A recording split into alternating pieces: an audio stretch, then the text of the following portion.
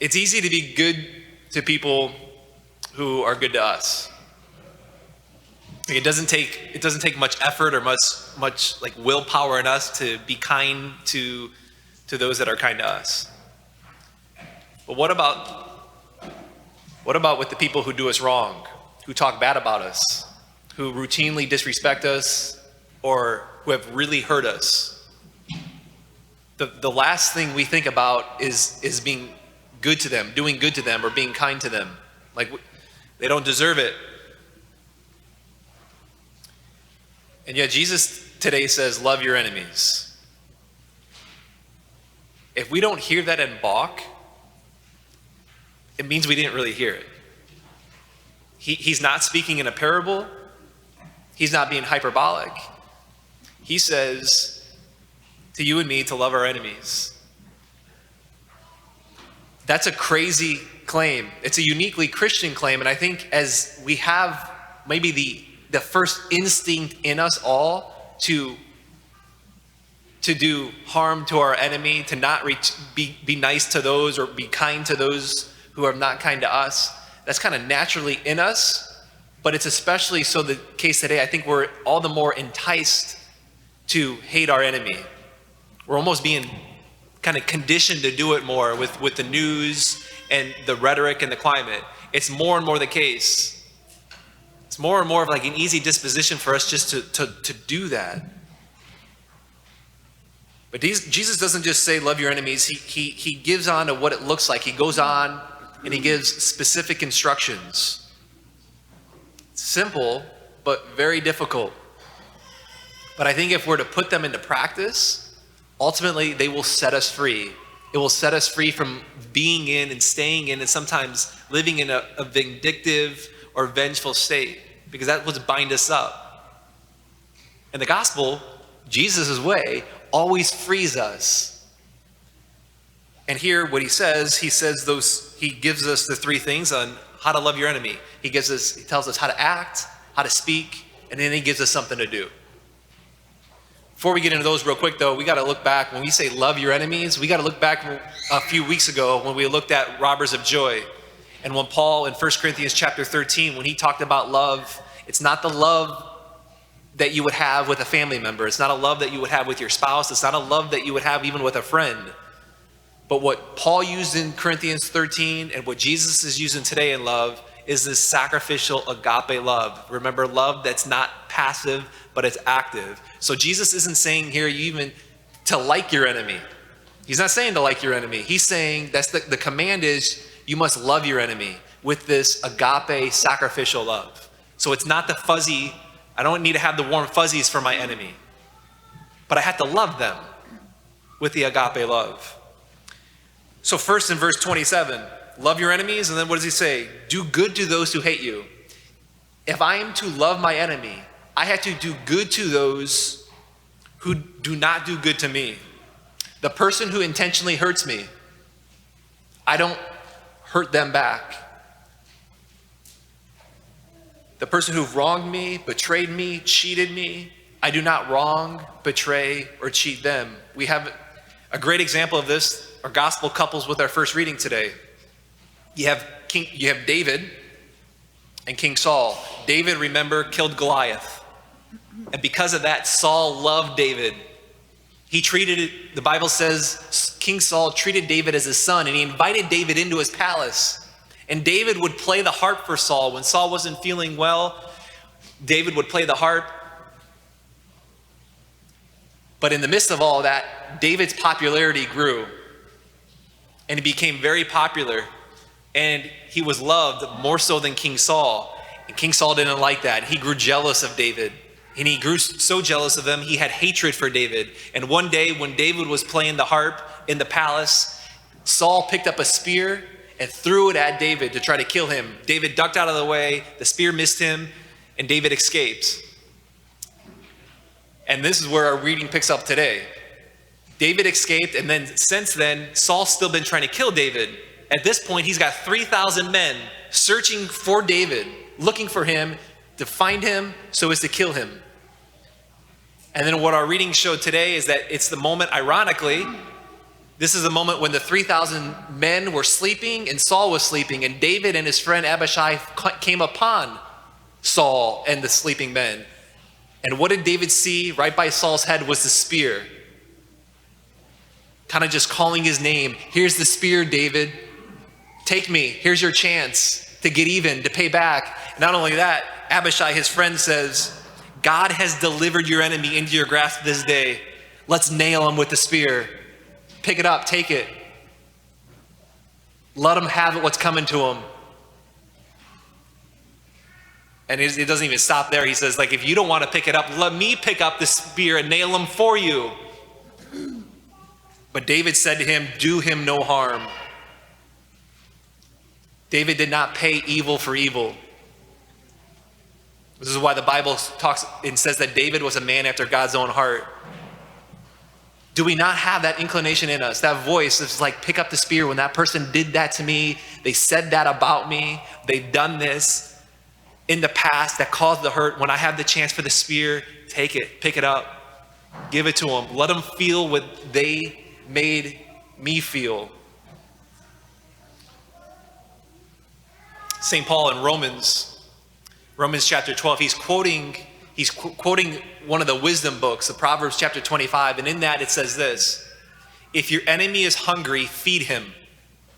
If your enemy is thirsty, give him something to drink. And in doing so, you will heap burning coals on top of his head, and the Lord will bless you. What does that mean?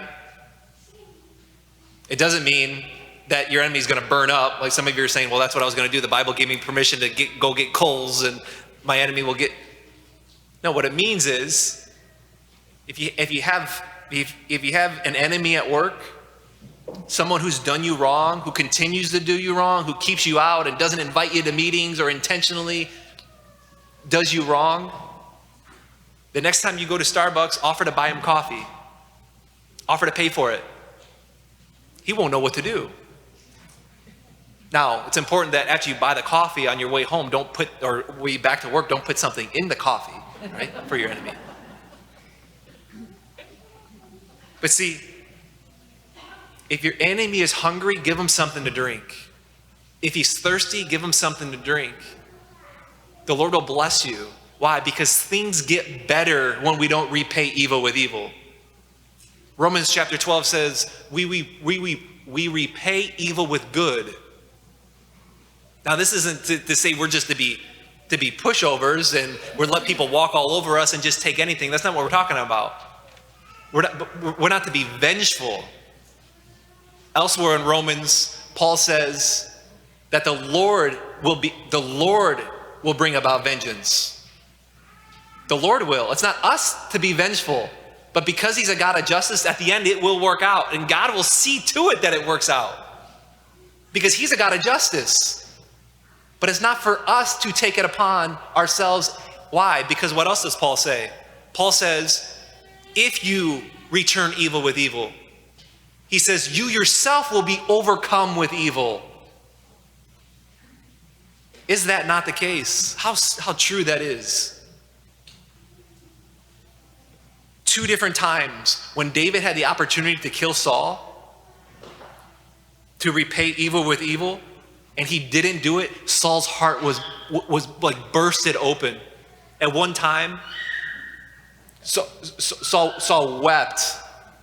Today we don't hear it, but at the end of the reading, Saul lifted up the spear. He took the spear that was lying by Saul's head. David took the spear and he held it up and said, here's the spear. I had the chance to repay evil with evil and I didn't do it. And what was Saul's response? We don't hear it in the reading today, but his response is, blessed are you, David, my son. You will succeed. You are the better man. Saul's heart was changed. He was a man wanting to kill David, but his heart was changed. Because David was the bigger person. David didn't return evil with evil. The Lord says to us, if we're to love our enemies, we must do good to those who hate us. Second way, Jesus says in verse 28, he says, bless those who curse you. Bless those who curse you. What does that mean? How do we bless? We bless with our mouth. Sometimes the best way to sometimes the best way to love our enemy is by not talking bad about them. And is it not the case here with this first reading with two people kind of duking it out? Saul's looking to kill David. That's not usually the case for us. How do we normally do it? We do it with our words. It is a common spot for us to pick up a spear and return the evil with evil through our words. We can do so much damage with our words and with our speech. Someone lies about me, I'm gonna lie about them. They talk bad about me or they talk behind my back, I'm gonna talk bad about them, lie about them, talk behind their back. The sins of gossip, slander, and detraction are some of the easier sins for us Christians to fall into. They're so easy for us to fall into. That spear is just saying, take it. It's easy. Take up the spear, take your words, and give it to what he's did to you and give it to you. Not too long ago, a few years ago, there was someone who was criticizing me, which is fine. That's normal. That's natural. But he was attacking me personally. He was attacking my character, but things that were not true, saying things that were not true about me. Every time when I was in a situation and talking with other people and this gentleman's name came up in the conversation, so much in me wanted to just to pick up that spear and just to give it to him. It could have been the sin of detraction by saying something bad about him, right? What's the sin of detraction? It's true about this person, but it's something that I don't need to share. I don't need to say. The Bible talks about that every man has the right to retain his good reputation. I can pick up a spear and damage someone's reputation by the sin of detraction, but they did it to me. Everything in me wants to throw that spear right back. Or slander. Boy, I was tempted in those moments to actually make up things that were not true about him because he did it to me. Or gossip. In the book of James talks about the fire as being, or the tongue. The tongue is like a fire, and it's full of deadly poison, able to set entire forests ablaze. How true is that with our tongues? But I do not have permission from God to ever say something I do not have permission from God to speak uncharitably about anybody.